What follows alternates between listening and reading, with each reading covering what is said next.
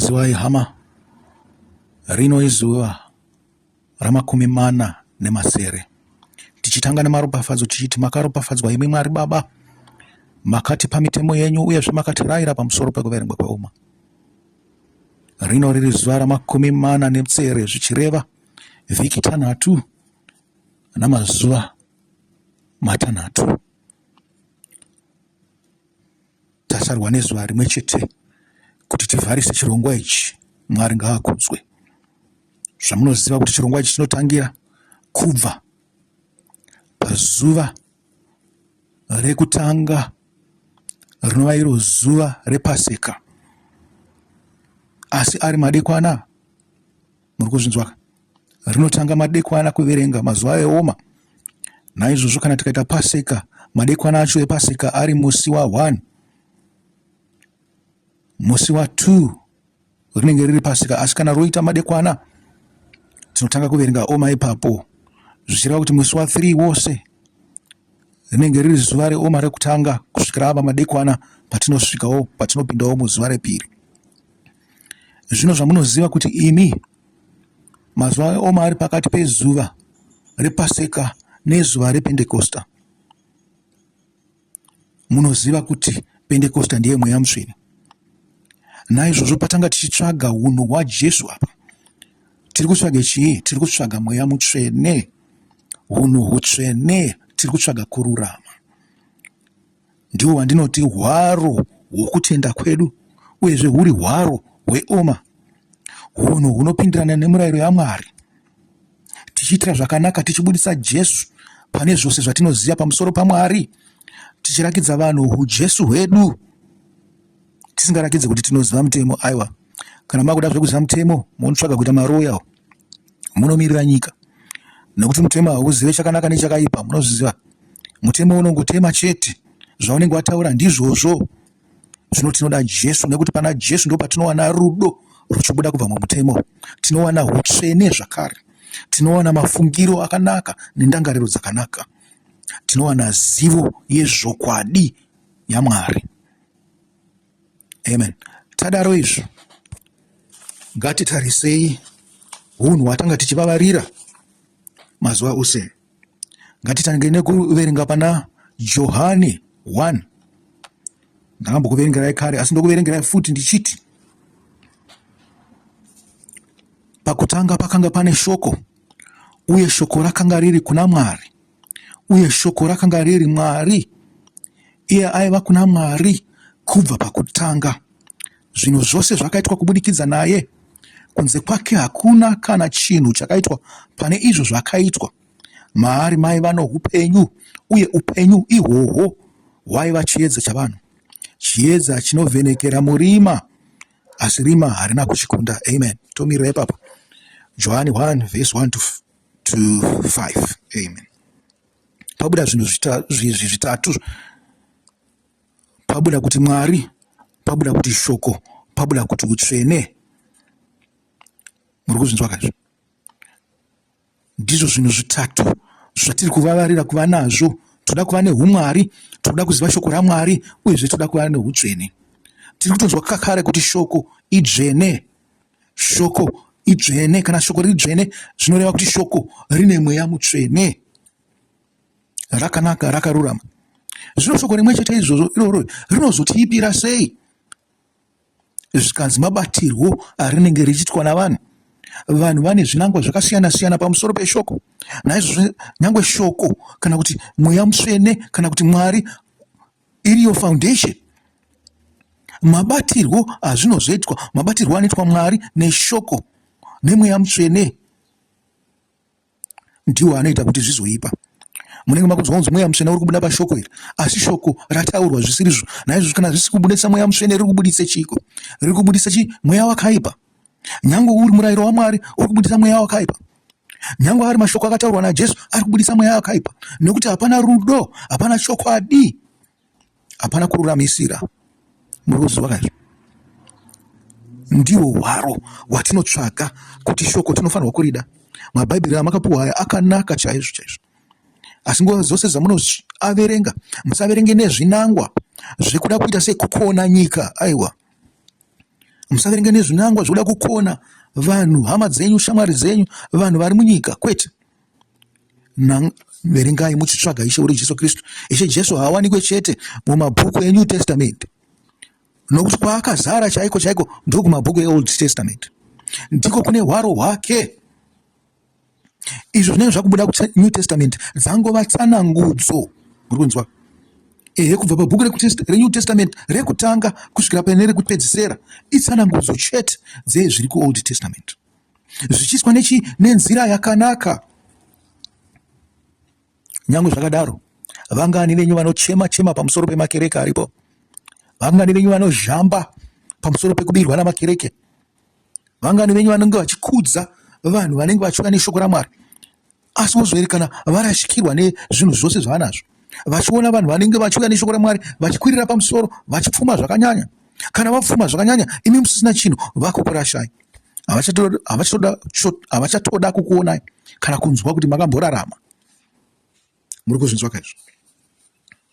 Naizvozvo kubva pakutanga, iro shoko rakatipa murawo namapisarema nenhoroondo navaprofita nezvose izvi rakanga riri tsvene, rakanga rine mweya waMwari, rakanga riri Ishe Jesu Kristu. Endai pavaroma inotaura pamusoro pekunaka kweshoko raMwari. Takatangira zvedu pabva pavhesi 11 zvichinzi, nokuti chivi chichitora mukana wachakawaniswa nemutemo chakandinyengera, uye kubudikidza nemutemo chakandiuraya. Amen. Ndakaona kuti iwo mutemo waifanira kundipa upenyu wakatozouyisa rufu. Saka naizvozvo murayiro mutsvene uye mutemo mutsvene, wakarurama uye wakanaka. Muri kuzvinzwa? Musambofa makapa mhosva kushoko riri mubhaibheri renyu. Shoko iro rakanaka, mitemo yese yakanaka. Musanzwe mufundisi anenge achiti mitemo yakaipa. Haasi kubudisa zvokwadi, whether yeOld Testament kana yeNew Testament. Nekuti vakapupura kuti mutemo wakaipa, vaiuti wakanaka futi. Wainzi wakaipa nekuti pandakaziva mutemo ndakatadza. Pandakaziva shoko raMwari ndakarishandisa nechikiribidi. Pandakaziva shoko raMwari ndakaona kuti hupfumi, ndakabira vanhu, ndikava nechitema. Muri kuzvinzwa kaizvo? Nhasi chidzidzo chedu chati chakati rebei, asi zvakanaka sese zvatiri kutaura foundation. Titaurewo pamusoro, tinge tichitarisawo magwaro, tichipinda mumagwaro. Hatizonyanyodza zvedu nekuti nguva ndipo panenge pasina. Naizvozvo ngatitarisei pamunhu, iye watinoti mutsvene, iye watinoti wakarurama, iye watinoti wakararama pasi pano asina rushambwa. Titarise pamusoro pake, tinzwe kuti zvinonzi kudii. Handei pana Luka 1, takatangira zvedu pana vhesi 26, tozosvika zvedu kana pana vhesi 38 apa. Zvikanzi mumwedzi wechitanhatu, amen, mwedzi wechitanhatu, mumwedzi wechi6, pabuda shoko rakanaka nderekuti 6th, number 6. Zvikanzi 7 chi isabata rani Mwari, sabata nzvene, zuva rekururama, zuva rerudo, zuva renyasha, zuva retsitsi, zuva rekusunungura, zuva rekupa upenyu. Muri kunzwa? Zuva rekuvandudza vanhu kuti simba ravo ridzoke zvakare. Simba rinodzoka pamusoro nei? Rinodzoka nekuziva shoko, rinodzoka nekuziva kuti ivo vari vaMwari zvakare. Kana ndikuti vaMwari, they are gods, semataurirwo azvinoitwa muchirungu. Imi muri vaMwari, asi muchafa sevanhu kana musingateereri mashoko aishe wanu, aishe wedu Jesu Kristu. Sikanzi Mwari akatuma mutumwa Gabhurieri kuNazareta, guta riri muGarirea. Garirea ndere vahedheni. Saka Mwari akatuma chitsvene kuti chiende kuinei? Kune vahedheni, vanhu vakaipa, kana kuti vanhu vakanga vari pakati pavanhu vakaipa. Zvikanzi kumhandara yakanga yatsidzirwa kuwanikwa nomurume ainzi Josefa, chizvarwa chaDhavhidhi. Zita remhandara iyi rainzi Maria. Amen. Yatimbokudzai vakadzi ipapo, toti tinoda mhandara, mhandara kumadzibaba. Kana takutaura pachipostori chiJohani Masawi, asi mhandara ngadzive dzezero. Handi hama dzangu, imi vekuJohani Masowe, kana dzava mhandara dzamunoda ngadzive nezero, musatora nyana. Zvikanzi regedzai ave mai, dzive huku, mazai haana chi muto. Kumhandara yakanga yakatsinzirwa kuwanikwa nomurume ainzi Josefa, chizvarwa chaDhavhidhi. Zita remhandara iyi rainzi Maria. Zvikanzi musikana akanga akakwana. Kana pazvidzidzo zvatanga tapedzisira kutaura izvi, munichi mukadzi uyu chi murume nditete, achiri akakwana nezvinhu zvose, haasati aziviwa nemurume, haasati asvibiswa nemurume. Nokuti mukadzi wose akarara nemurume anonzi akasvibiswa. Nyange akatanga apinda mukereke akawanikwa vakatsidzirana chi pamberi pavaprista navaprofita neungano, mukadzi iye asviba. Zvino kana mukadzi asviba, murume haana kusvibawo here? Asviba naiye. Mukunzwa? Ndokunge kana anga ari jaha. Nekuti varume vazhinji vanozopinda zvavo mumereji vakatosviba zvavo kudhara, vasirisiri majaha. Naizvozvo chakaipa chinenge chawana chakumwe chakaipa kana mukadzi anga asiri mhandara, amboziva vamwe varume. Zvikanzi mutumwa akasvika kwaari akati, kwaziwai, iwe wakanzwirwa nyasha zvikuru, Ishe newe. Kanzi Maria akatambudzika zvikuru namashoko ake, uye akashamiswa kuti kukwazisa kwakadai ndekwerudzii. Amen. Chinzwai imi, mukadzi unogara muguta ravanhu vakaipa. Naizvozvo akatsvaga akasvikirwa nemunhu mutsvene, akamuudzwa kunzi Mwari anewe. Haangashamisike here? Zvangofanana nekupinda mubwawa ndonotsvaga hure rapedza vanhu varume vese, rine zvitunha zvimukuyu zvakawanda, ndosiko riti Mwari anewe. Muri kuzvinzwa? Haringandirove mbama here? Ndingabude imomo ndichine hanzu dzangu dzose dzakakwana here? Ndinenge ndisina kumarwa ndakabva ipapo muchimhanya here? Kana ivo vari mubhawa vangamubatsire kuti vandirove? Muri kuzvinzwa kazvo? Munhu ari kugara pakati pavakaipa, nyange zverake aida, tongoti nyange zvake aida Mwari, asi ari kugara pakati pevanhu vakaipa. Sezvo makangoitawo imi, munodawo Mwari asi munogara pakati pevanhu vakaipa. Chakanaka ndechekuti mupote muchitsungirira paumwari. Ndihwo umhandara hwenyu, husiri umhandara hwapanyama, asi umhandara hwekuti munoita zvinodikanwa naMwari, munoziva mirayiro yaMwari, makateerera Ishe wedu Jesu Kristu, uyezve munoda kunatswa nenzwi rakabva pana Ishe wedu Jesu Kristu. Itai muri mhandara nemadzibaba nemutebvu dzakachena uko, itai tiri mhandara kana muchida Mwari. Chingoti mimi ndimunozviziva kuti muri mhandara here kana kuti kwete? Nekuti kana muchibata zvinhu zvenyu zvinonyangadza, imi makati makazvipira kuna Mwari, umhandara hwenyu hunenge waita sei hwabva, uyezve kuti hudzoke pamuri zvinonetsa. Munoziva? Nekuti pakutanga iwe innocent. Muri kuzvinzwa? Nyange makanga makatadza, makanga muri innocent. Ishe wedu Jesu Kristu akakuitai mhandara. Zvino mucharamba muchidzokera kumasese okusei, kune zvakaipa. Mutumwa akasvika kwaari akati, kwaziwai, itai kwaziwai. Zvikanzi iwe wakanzwirwa nyasha zvikuru, Ishe anewe. Nyasha dziri pamusoro pako. Chachinhu chechipiri ichi. Akanga ari pakati pavakaipa, asi nyasha dzakanga dziri pamusoro pake. Zvikanzi naizvozvo Ishe anaye. Nyasha dziri patiri isu savaKristu ngadzirambe dziripo. Musazvidza nyasha nekuramba muchidzokera kune zvakaipa zvenyu. Kana matendeuka morasha zvakaipa, mofamba panzira yaMwari. Tose tiri mhandara kana tiri muna Ishe wedu Jesu Kristu. Asi musazvinyengedza muchibuda nekupinda muna Ishe wedu Jesu Kristu mofunga kuti muri mhandara. Kwete, muri zvifukuto pakati pevanhu vanoda Mwari.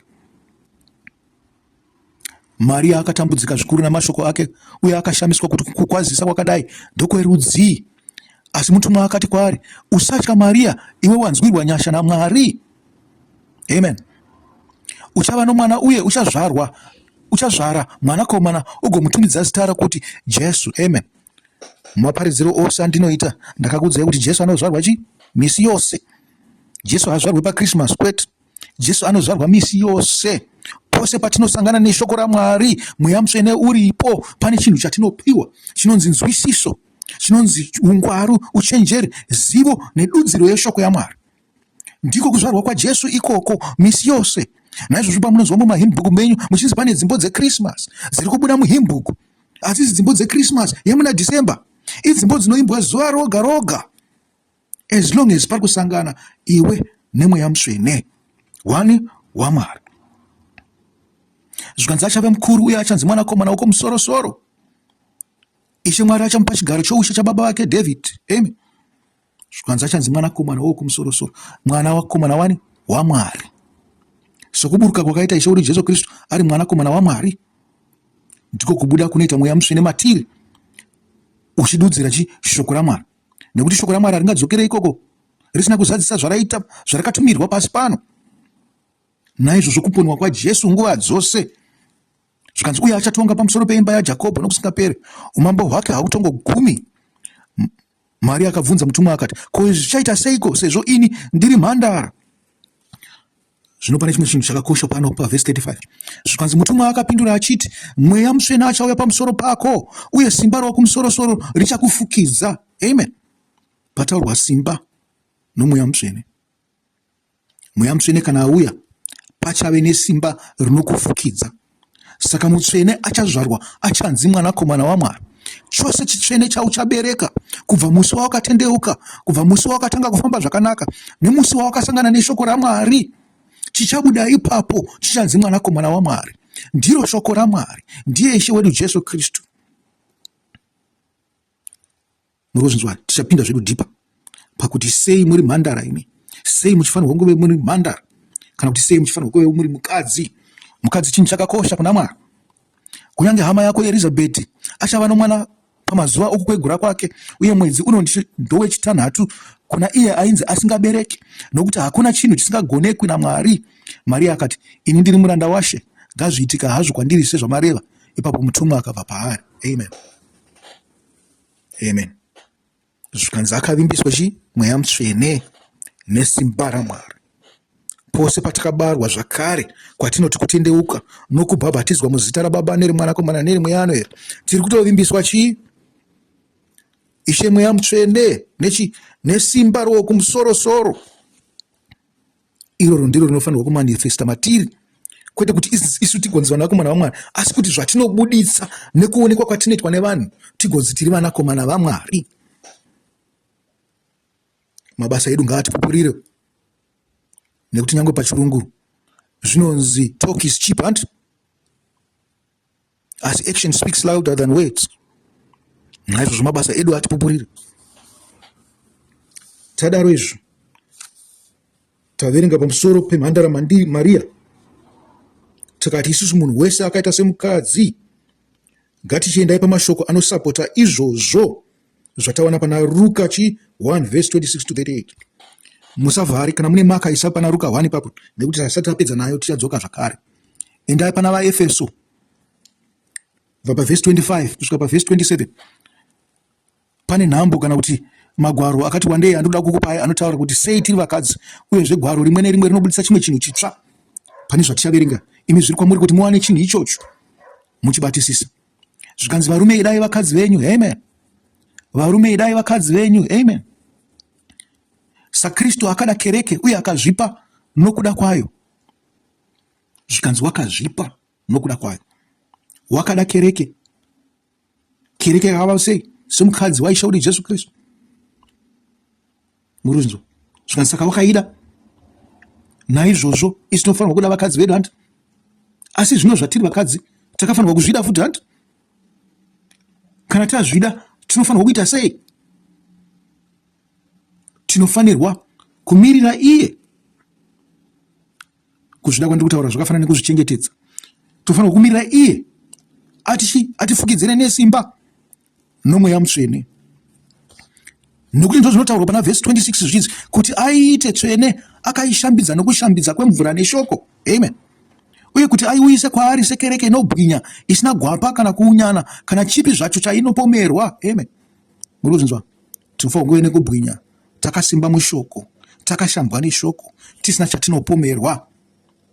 Ndo hunhu hwechiKristu huri kubva pafoundation yemweya neshoko.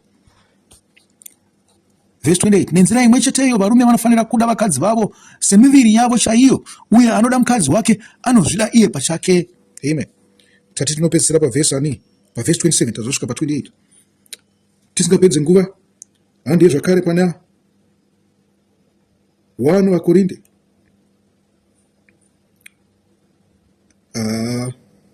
no yatekedzei zvedu kuenda pa1 Vakorinde asi mavhesi iwawo anoshanda futi.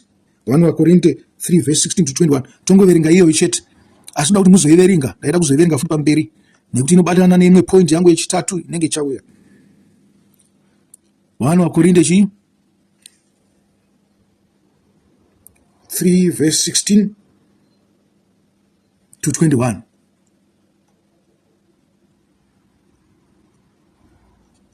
Ko hamuzivi here kuti muri temberi yaMwari uye kuti mweya waMwari anogara mamuri? Amen.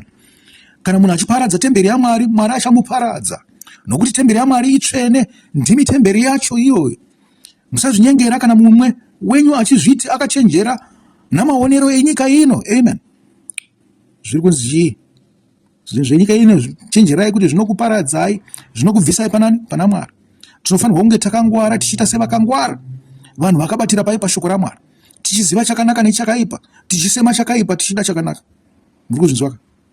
Naizvozvo haikona kungoti uri munyika saka unongoita sezvinoita nyika, kwete. Unofanirwa kuzvidzura pane venyika nekuti vanoita zvakaipa nenzira dzavo dzakaipa. Musaite ruchiva muchizwa kuti nhingi azoelektwa kunzi apinda papozisheni yakati, kana kuti nhingi azowana basa rakati, kana kuti nhingi azonzi ane pfuma. Vamwe vanhu havasi kurara mudzimbavo nokuswera vachiroiwa, vamwe vanhu havasi kurara nokuswera vachitambudzwa, vamwe vanhu vari kuneswa usiku nesikati, vamwe vanhu havasi kubva mun'anga, vamwe vanhu vari kubata makona akaipa kuti vawane zvose izvozvo. Muri kuzvinzwa? Kana pane kutambudzwa kwemumwe munhu, kana pane kubatwa zvinhu zveropa, imi mazomuyemura nechii? Chii chamuri muyemura nacho? Musangomhanya kuridza mhururu.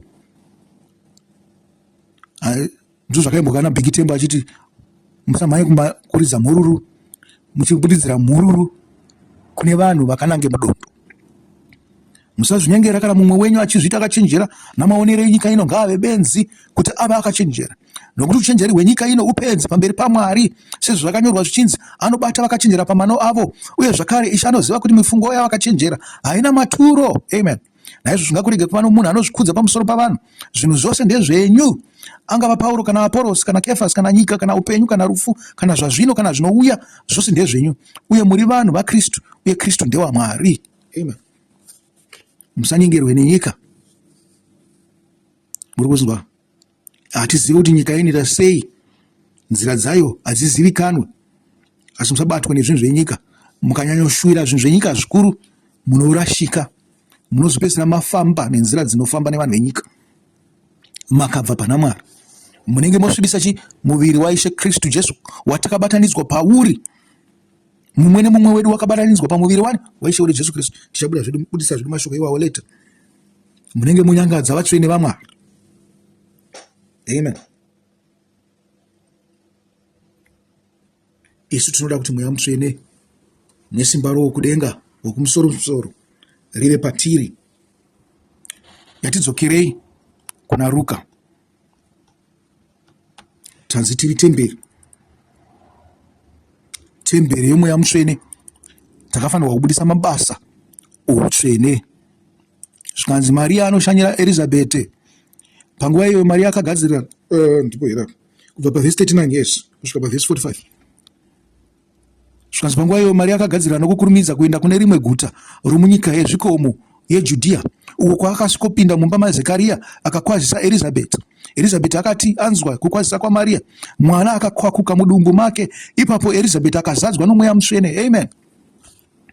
Zvikanzi nyange zvedu takanga tine murayiro, zvikanzi nyange zvedu takanga tine bhuku iri yainzi Old Testament, noruzivo rwatanga tinaro pamusoro pevakuru vedu, ndichitaura isu vanhu vetema, zvatakadzidziswa namadzibaba edu, zvinhu zvamadzinza edu namadziteteguru edu. Zvikanzi zvinhu izvozvo zvakanga zvisina utsvene. Muri kunzwa? Utsvene hunotobuda kubva panani? Pana Ishe wedu Jesu Kristu.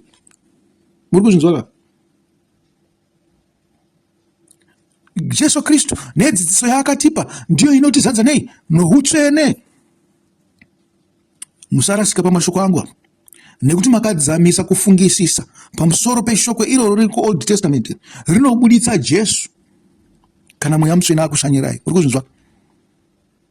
Harizi New Testament chete inobuditsa Jesu, Jesu anobuda nyangwe neold testament, nekuti vazhinji vakanga varipo, vakanga vane utsvene, vakanga vakarurama Jesu asati auya. Ivo vanhu vaiziva Jesu, vamwe vakanga vatomuona kare. Munozvinzwa izvo? Kana iye Jesu achitaura anotaura kuti Abrahamu asati avapo ndakanga ndavapo. Zvikanzi Abrahamu akandiona akafara. Munozvinzwa? Ipapo Elizabeth akazadzwa nomweya mutsvene. Iyi yatakutaura iyi ndio inonzi extension yekuti akanga akatakura Jesu ndiani? NdiMaria. Asi Elizabeth akazadzwa nomweya mutsvene. Idzidziso yatinopuwa pamusoro paJesu inotizadza nemweya mutsvene. Iwo mashoko akataura, muri kuzvinzwa, anoitira kuti titarise Old Testament yedu neimwe nzira, kuti nenzira yakare yokuziva murayiro, asi nenzira yokuda murayiro waMwari. Muri kuzvinzwa? Zvikanzi nedzidziso yatakapuwa naIshe wedu Jesu Kristu takazadzwa nemweya mutsvene. Ndosaka Elizabeth ari kunzi akazadzwa nomweya mutsvene pakasvika mhandara Maria. Mhandara zvichireva chii? Kuti asina chipomerwa. Akadanidzira nenzwi guru achiti, wakaropafadzwa iwe pakati pavakadzi, uye akaropafadzwa mwana wauchazvara. Asi ini ndanzwirwawo nyasha seiko zvokuti mai vaShe wangu vauya kwandiri. Pangosvika inzwi rokukwazisa kwenyu munzeve dzangu, mwana ari mudumbu mangu abva akwakuka nomufaro. Akaropafadzwa iye akatenda kuti zvakataurwa kwaari naShe zvichaitika. Amen. Zvikanzi ndaropafadzwa nepresence yenyu. Dzimwe nguva vafundisa vanyatsonzwisisa kana tichiti isu taropafadzwa nepresence yavo, vanofunga kuti tiri kukudza ivo. Kwete, hatisi kukudza ivo, tiri kukudza chavauya vakatakura. Inzwi ravauya vakatakura, ravataura, ratisandura, rativhura meso. Munoziya, dzimwe nguva unoita mamwe maonero matsva nokuti mumwe munhu areva shoko raMwari.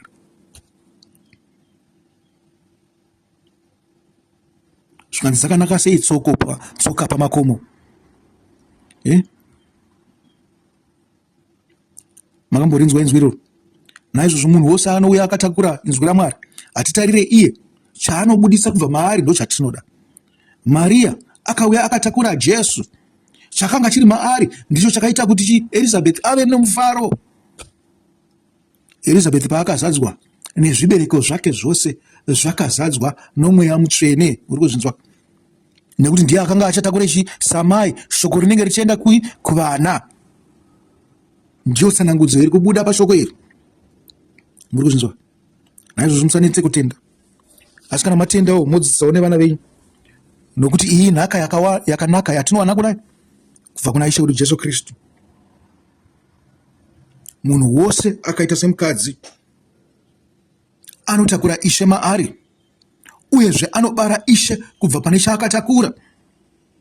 Kana zvichiziva una Jesu mukati mako, chaunobudisa ndo chavabara. Muri kunzwa? Yativeringe mamwe mashoko anotiudza kuti takadaro isu tiri temberi yaMwari. Zvikanzi pana 1 Korinte 3 verse 16 to 21 tinonzwa zvichinzi, ko hamuzivi here kuti muri temberi yaMwari, uye kuti mweya waMwari anogara mamuri? Kana munhu achiparadza temberi yaMwari, Mwari achamuparadza, nokuti temberi yaMwari itsvene, ndimi temberi yacho. Tapaverenga kapo. Tosimbisa mashoko ewawo na 1 Korinte 6 kubva pavhesi 15 to 20 tichiti, hamuzivi here kuti miviri yenyu mitezo yaKristu?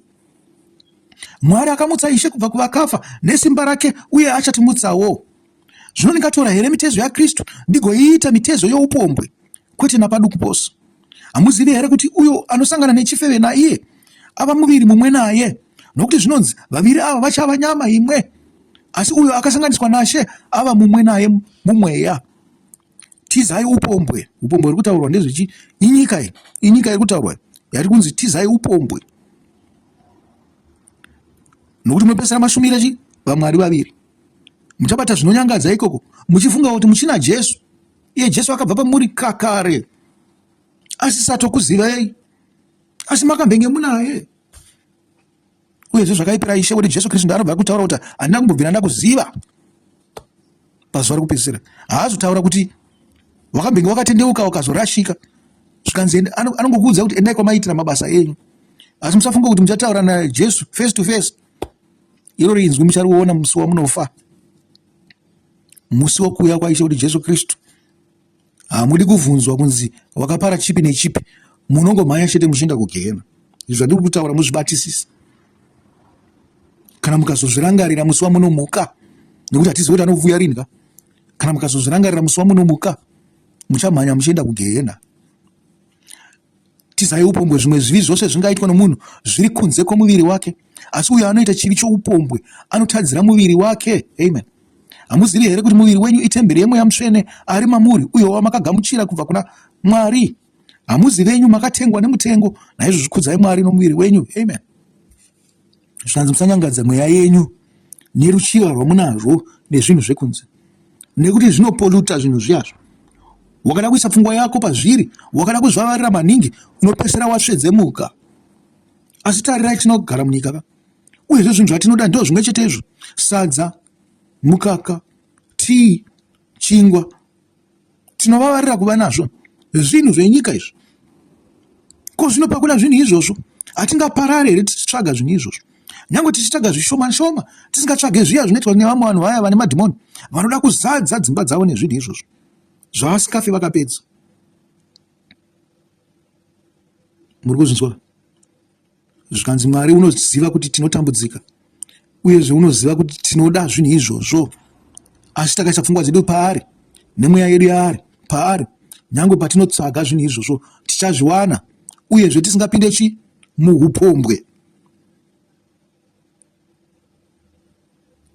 Zvakaipa chimwe chinhu chandinoona ndechekuti tine vana vazhinji kubva pa2000 apo vakazvarwa muupombwe nokuda kwenzara yakanga iripo. Mweya wakapinda panyika panguva yenzara ipapo tichinaona nhasi, uyezve ndiwo uchiri wakabata mune vamwe vari kupinda muzvigaro zvepamusoro-soro apo. Mweya wakashata chaizvo chaizvo wekuti nyika yakaramba yakadaro zvinhu zvichakwanisa kuti uomera pamberi apo. Yativerenge vhesi rekupesera 2 Corinthians 6 verse 14 to 18. Musasungwa zvisina kufanira pajoko rimwe chete navasingatendi. Amen. Nokuti kururama kungava noukama hweiko nokusarurama, kana kuti chiedza chingawadzana seiko nerima? Ko Kristu anganzwana neseiko naBheriari? Ko mutendi angava nemugove weiko neasingatendi? Ko temberi yaMwari ingatenderana seiko nezvifananidzo? Nokuti tiri temberi yaMwari mupenyu, sezvazvakarehwa naMwari achiti, ndichagara pakati pavo ndigofamba navo, uye ndichava Mwari wavo, ivo vagova vanhu vangu. Saka budai mubve pakati pavo uye muzvitsaure, ndizvo zvinotaura Ishe. Musabata chinhu chine tsvina, ini ndigokugamuchirai. Ndichava baba venyu, uye imi muchava vanakomana vangu navanasikana vangu, ndizvo zvinotaura Ishe Wamasimba Ose. Amen. Zvakanzi hatizi vanakomana vaMwari panyama, hatina ukama naIshe uri Jesu Kristu panyama, tine ukama naye pamweya, zvichireva chinhu chinobuda matiri. Munoziva, kwete nyama yedu haina basa, chinhu chinobuda patiri, utsvene ihwohwo hwatinoita ndiwo hwatine ukama nawo naIshe uri Jesu Kristu. Haisi nyama semaziviro atinoita. Nyama inongoita kuti tikwanise kuzivana chete panyika panapo kuti uyu ndinhinge uyu ndinhingewe, asi hazvina basa izvo. Chiri mamuri ndo chinodikanwa. Zvikanzi Ishe uri Jesu Kristu, Mweya Mutsvene urimo mukati menyu, ndo unodikanwa kuti upote uchibuditsani Jesu nguva dzose. Tigare tichipupura Jesu, tichifamba naJesu, tichitaura Jesu, tichiita Jesu. Mukuzvinzwa? Ndo zvinotipupurira kuti tiri hama, tiri vamwe naIshe uri Jesu Kristu, tiri vamwe naMwari, tiri vanakomana navanasikana vake. Nyange zvake kuna Mwari kungoone chinhu chimwe chete, nekuti jenda imwe chete. Zveusikana nezveukomana izvi zviri pasi pano, Mwari ada kungotiraya kutaura kuti tinofanirwa kubudisa zvibereko chete. Zvibereko zvinobuda pamunhu hazvingouya napabonde nekusangana navamwe, asi zvinouya kuburikidza nekusangana neshoko raMwari. Ndo zvinoreva ukama hwatinawo hwana baba nanamai. Zvichinzi Mwari anotsvaga chii? Vana vatsvene. Asi vana vatsvene havangabude pakusangana kwenyama yemukadzi nomurume, vanongobuda chete pakusangana kwemweya urimo mukati memukadzi nemurume, kuti pave neextension yemweya iwoyo uchipinda muvana. Kana baba namai vakaipa, kana mumwe wavo vakaipa, kuchangobudawo vana vanenge vakaipa, kana kuti dzimwe nguva Mwari aita nyasha vangava vakanaka. Ishe wedu anotitaura kuti tive, Mwari wedu anotitaura kuti tive vatsvene nekuti iye mutsvene. Ngatiende kuna Revhi 11 titaura pamusoro peextension iripo yeumwari hwatinahwo. VaRevhi 11, Levitical 11 verse 44. Zvikanzi ndini Jehovha Mwari wenyu, zvitsaurei mugova vatsvene. Amen. Foundation yekuti tina Mwari ndiyo yekuva mutsvene. Kana tichiti tina Mwari isu tisino utsvene, tina Mwari pakuti chiko. Mwari anogara ariko asi hazi wedu, nokuti tinenge tiri kune rimwe rutivi. Muri kuzvinzwa? Hazi wedu tiri kune rimwe rutivi. Asi kana tikava vatsvene tichava saiye, uye zvichanzi vanakomana vake tichava muumambo hwake. Zvikanzi musazvisvibisa nechipuka chipi zvacho chinofamba pasi. Amen. Ruchiva, godo, fini, kana kunyengerwa kuti muite zvimwe zvinhu zviya zvekuponda izvo, zvekureva nhema izvo, zvoundyire izvo, kana kupota musingateereri vabereki. Vabereki vakakosha nekuti vanofanirwa kunge vatsvene kuti vabudise mwana mutsvene. Zvino kana vabereki vakaipa, ndivo vaiva vari kutaurwa here pane murau wechishanu? Havangambodaro varivo, nekuti Mwari haadi vanhu vakaipa. Ivo vanhu vari kunze kweumambo hwaMwari. Asi kana muri weumambo hwaMwari, iroro vhesi iroro remurau wechishanu rinobata pamuri. Amadiwa, ngatirege kuzvinyengera tichiti vana vanofanira kuti titeerera zvikanzi kuti vasadzise murau waMwari, nekuti vari kunzoko vanoita zvakaipa, vanoponda vanhu, vanoroya, vanopinda mun'anga, vanongoita zvimwe chetezvo, vanoteererwa navana vavo. Tiri kunzi kudzai baba namai venyu muri muumambo hwaMwari. Hazvina kunzi avaregedza kuita tsitsi kune vasingatende. Aiwa, kwete. Ungavaitire tsitsi kana vari baba vako namai vako vakakubereka. Vanotizivawo kurarama nekuti vakakurerawo. Angai munoti pachishona chirere chigokurerawo. Naizvozvo vanotiziva attention yenyu. Munoda kuti vatendeuke. Ndicho chimwe chinhu chamungakwanisa kuvabetsera nacho ichocho, chekuti vakwanise kutendeuka vabve pane zvakaipa zvavo. Asi vamwe vanhu vari too deep, munofanira kuziva. Vanhu vakabata uroyi vari too deep, vanotya kubva ipapo. Vane tuturikwa twavanonatwo, asi dai vaiziva zvavo kuti Mwari ane simba pamusoro papo. Nekuti vavo pamazuva avo vaichita uroyi hwavo, vaiona vanhu vachidanidzira kuti tine umwari, vachivaroya zvakadaro. Ndizvo zvavanotya izvozvo. Zvino takasiya uroyi hwedu takaenda kuna Mwari, tichapona here? Isu patairoya vanhu vari mukereke. Siyanai neuroyi uyu. Ndini Jehovha akakubudisai muIjipita iyoyo kuti ndive Mwari wenyu, saka ivave vatsvene nokuti ndiri mutsvene. Amen. Vhesi rekupedzisira ngatinde, kana kuti second from last, Levitical 19 verse 1 to 4 inoti, Jehovha akati kuna Moses, taura kuungano yose yaIsraeri uti kwavari, ivai vatsvene nekuti ini Jehovha Mwari wenyu ndiri mutsvene. Ini Jehovha Mwari wenyu. Nyange Mwari ari Mwari waFarao futi. Hakuzi kuti Farao anga asingazive Mwari, aimuziva kuti Mwari aripo, nekuti madzibaba ake aiziva kuti Mwari ariko. Ana Farao akamutangira vaiziva kuti Mwari ariko. Mungati tinoziva sei? As long as vaiziva Josefa. But Josefa haziye akaunza umwari kuna Farao. Umwari akagara aripo kuna vaFilistia, kuna marudzi ose. Mwari akagara aripo. Muri kuzvinzwa? Imba yeIjipita yedu nzimba yechingwa nemazuva iwa, kusvikira vabva pana Mwari. Zvikanzi vai vatsvene nekuti ndiri mutsvene. Mumwe nemumwe wenyu anofanira kuremekedza mai nababa vake, uye munofanira kuchengetedza masabata angu. Amen. Tanhatu nomwe. Sei sabata rakakosha? Nokuti pane utsvene hunofanira hunge huripo, hunorakidza kuti tiri vaMwari. Imi munoenda zvenyu kuSande, asi Sande yenyu inopera muri vatsvene here zvokwadi? Uye zvemunenge maitanga muri vatsvene here? Nekuti izuva rinoda gadziriro, izuva rekuti unofanira kutanga kuona kuti vhiki yako inopera pachishanu, kuti unoona kuti akomana unofanira kupinda mumutsara kana kuti muraini raishe Jesu Kristu.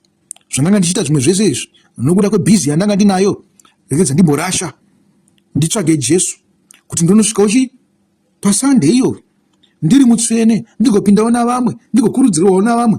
Zvinhu zvakanaka pakumentena utsvene ihwo. Nyange tichimanikidzwa zvedu mamwe mazuva ose atinenge tiri kubasa, atinenge tichipindana navamwe kuzvikoro, mumaraini matinogara, munzira matinosangana navo, zvikanzi pane nguva yekuzvitsaura, inguva yemeditation, nguva yekufungisisa pamusoro paMwari. Handisi kuti regerei kuenda kukereke. Zvakanaka sei kuti tinzwe kuti vamwe vari papi naMwari, nekuti chimwe chavangangotaura chingatipo utsvene. Sokuita kwani kwaMaria zvaakasvika pana Elizabeth, zvikanzi Elizabeth akapakurirwa utsvene, akapakurirwa Jesu naMaria. Nyangwe neveimba yake vakanga vanewo Jesu. Mimba yakanga akatakura ikavawo naJesu. Johani akanga ari mukati make akabatwawo noMweya Mutsvene, akava kutanga kubhabhatidzwa naJesu. Jesu ava panyika sezvinotaurwa naMagwaro. Muri kuzvinzwa? Sezvinotaurwa neNew Testament. Amen. Zvikanzi mumwe nomumwe anofanira kuremekedza mai nababa vake, uye munofanira kuchengetedza masabata angu. Ndini Jehovha Mwari wenyu. Musava nehanya nezvifananidzo kana kuzviitira vamwari vesimbi dzakanyungudutswa. Ndini Jehovha Mwari wenyu. Amen. Zvifananidzo zvizere mukati menyika. Zvinhu zvatinoyemura, zvinhu zvatinoda, ndo zvinotitungamidza kuti tive tichibata zvifananidzo. Munoziva Satani chakangwara, chinokanda chirauro chinenge chine zvinhu zvatinenge tichida. Muri kuzvinzwa? Anokanda chirauro chezvinhu zvinenge chine zvinhu zvatinenge tichida. Patinonoruma paya otikweva manje kwaari. Muri kuzvinzwa? Anotikwevera mumadhaka ake, anotikwevera mune zvinhu zvakaipa. Ndo zviri kutaurwa pa verse 4. Musave nehanya nezvifananidzo maningi. Ndichazviwana kupi? Ndichadyei? Ndichapfekei? Ukuzvinzwa? Wakaita ruchiva irworwo rwokuti ananhingi vanopfeka zvakanaka, saka ini ndofanira kupfekawo zvakanaka. Ananhingi vanopfeka zvinodhura, saka ini ndofanira kupfekawo zvinodhura. Munokwanisa kupuwa zvinhu zvose izvozvo, asi zvigokupandutsa kuti ubve pana Mwari. Handi zvinhu zviri obvious. Munoziva? Handi zvinhu zviri obvious zvinenge zviri pachirauro chaSatani. Izvozvo zvinenge zvichitange zvakanaka, zvinotiita kuti tikweverwe kwaari. Tichiverenga vhesi rekupedzisira chapter 20 Levhitiko yakare, tinoda utsvene nekuti ndiyo foundation yedu, ndiyo foundation yekuva naIshe wedu Jesu Kristu.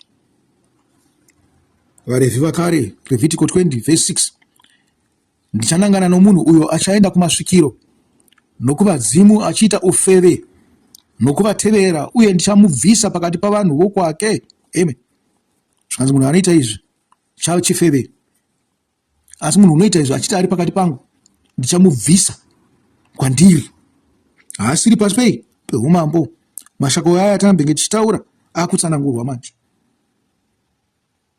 kuti Mwari ndiye Mwari wavanhu vari pasi peumambo hwake. Vamwe vese vanongoti Mwari Mwari zvavo, asi vari pasi pehumwe umambo. Zvitsaurei mugova vatsvene, nekuti ndini Jehovha Mwari wenyu.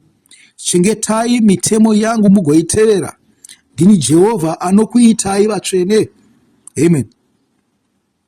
Muri kuzvinzwa? Ngatigumire ipapo pana verse 8. Chengetai mitemo yangu mugoitevera. Ndini Jehovha anokuitai vatsvene. Zvakanaka sei kuva neshoko raMwari. Musazvidza shoko raMwari. Rambai muchitsvaga Jesu mariri. Rambai muchitsvaga chiedza. Rambai muchitsvaga kuzarurirwa. Rambai muchitsvaga chii? Makaramba muchitsvaga Jesu, muri kutsvaga utsvene.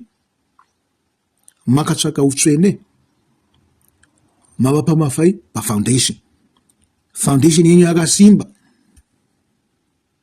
nekuti apa zviri kutaurwa kunzi chengetai mitemo yangu mugoitevera. Mitemo ndiyo yakatemwa kubva kare, haina kusandurwa. Ingoripo nazvino mitemo yangotemwa kubva kare. Yakazara mubhuku rose reOld Testament nereNew Testament futi, yakazara mitemo imomo. Zvikanzi iyoyo mitemo iyoyo inokuitai vatsvene. Zvikanzi iteverei.